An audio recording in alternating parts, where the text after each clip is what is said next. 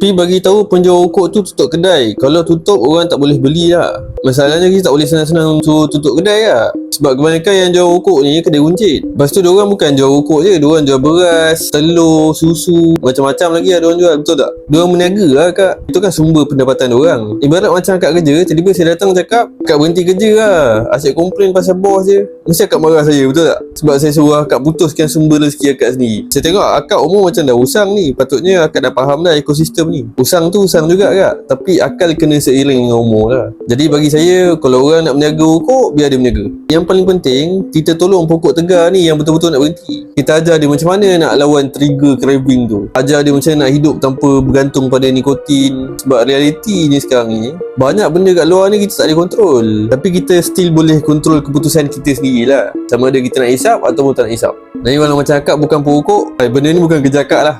Macam saya bekas perokok tegar. Saya dah berjaya berhenti rokok. Saya rasa ni kerja saya untuk dorong pokok tegar kat luar sana berhenti. So korang tengok video ni, korang rasa macam mana? Patut fokus tutup kedai yang jual rokok ke, ataupun fokus bantu pokok-pokok dia berhenti? Cuba korang komen.